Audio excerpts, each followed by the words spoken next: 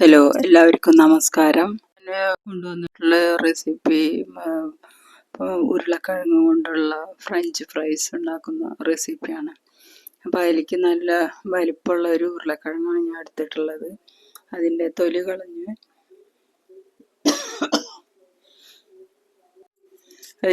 കളഞ്ഞ് നന്നായി കഴുകി വൃത്തിയാക്കണം. പിന്നീട് അതിൻ്റെ സൈഡൊക്കെ ഉരുണ്ട സൈഡ് കട്ട് ചെയ്തിട്ട് ഒരു ചതുര കഷ്ണമാക്കി എടുത്തിട്ട് ഒരു നീളത്തിലുള്ള കുറച്ച് കട്ടിയിലുള്ള ഒരു കഷ്ണങ്ങളാക്കിയിട്ട് മുറിച്ചെടുക്കണം.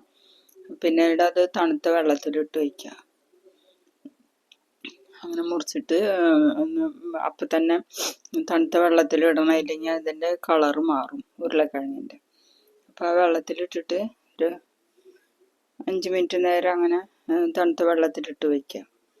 പിന്നീട് അതൊന്ന് കോരിയെടുത്ത് വെള്ളം മാറാൻ വയ്ക്കുക.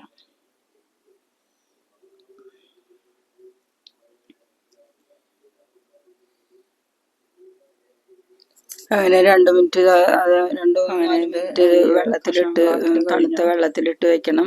പിന്നീട് അതിന്ന് കോരി ഊറ്റിയെടുത്തൊരു ബൗളിലേക്ക് അത് ഇട്ട് വയ്ക്കുക.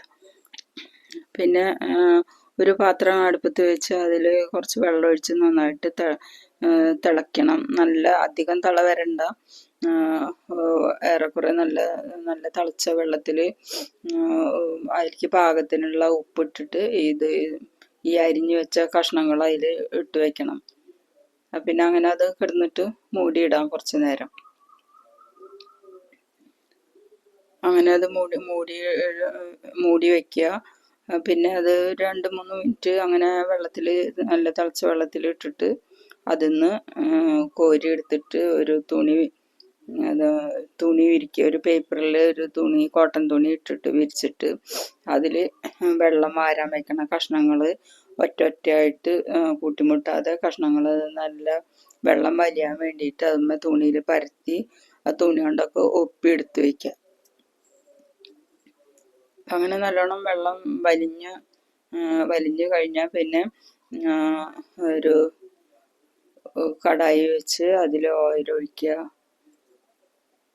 ഒഴിച്ചിട്ട് പിന്നെ നല്ല തിളച്ച് വരുമ്പോൾ അതിലിട്ടിട്ട് കുറഞ്ഞ ചൂടിലിട്ടിട്ട് വേവിച്ചെടുക്കാം.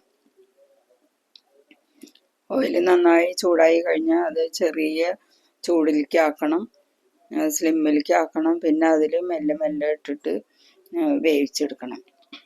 അപ്പോൾ അത് പകുതി വേവാകുമ്പോൾ അതിന്ന് കോരിയെടുത്തിട്ട് വീണ്ടും പരത്തിയിടണം. അപ്പം ഞാൻ ഒരു കടായി വെച്ചിട്ടുണ്ട്, അതിൽ ഓയിൽ ഒഴിച്ചു.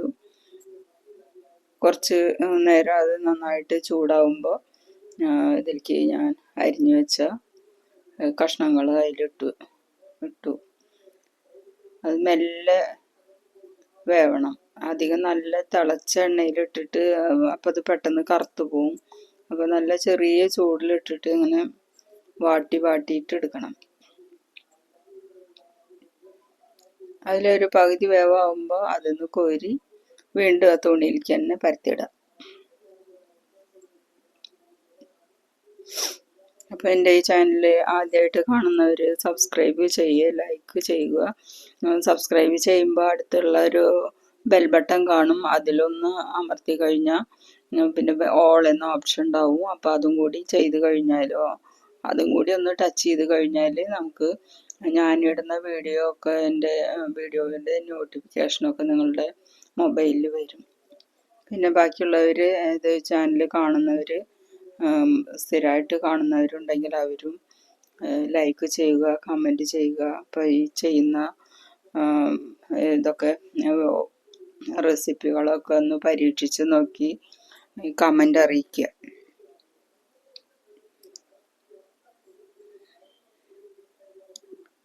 അപ്പോൾ അത് രണ്ടാമത് ഞാൻ കുറച്ച് ഓയിൽ മാത്രം ഉപയോഗിച്ചിട്ടാണ് ഇതൊക്കെ ചെയ്യുന്നത്. കാരണം കൂടുതൽ ഓയിലായ പിന്നെ ആ ഓയിൽ വീണ്ടും നമ്മൾ ഉപയോഗിക്കേണ്ടി വരും. അപ്പം അതില്ലാതിരിക്കാൻ വേണ്ടിയിട്ടാണ്. അപ്പോൾ അത് കണ്ടോ, രണ്ടാമത്തെ പ്രാവശ്യം ഇട്ടു, നല്ല കളറ് വെച്ചു, നല്ല ഫ്രൈ ആയിട്ട് കിട്ടിയിട്ടുണ്ട്. എന്നാൽ ഉള്ളിൽ സോഫ്റ്റുമാണ്, പുറമേ ക്രിസ്പിയും അധികം ക്രിസ്പി ആവില്ല അത്. നമ്മൾ പുറത്തുനിന്ന് വാങ്ങി കഴിക്കുന്നതൊക്കെ കണ്ടിട്ടുണ്ട്, ഈ കളർ തന്നെ ഉണ്ടാവുള്ളൂ. അപ്പം അങ്ങനെ നിങ്ങളിതൊക്കെ ഒന്ന് ട്രൈ ചെയ്ത് നോക്കുക. അപ്പോൾ അടുത്തൊരു റെസിപ്പി ആയിട്ട് വീണ്ടും വരാം. കണ്ടോ, കളറ് ബ്രൗൺ കളറായിട്ടുണ്ട്, എന്നാൽ ഉള്ളു സോഫ്റ്റാണ്. നിങ്ങളൊന്ന് ട്രൈ ചെയ്ത് നോക്കുക എല്ലാവരും. അപ്പോൾ അടുത്ത റെസിപ്പി ആയിട്ട് വീണ്ടും വരാം. ഓക്കെ.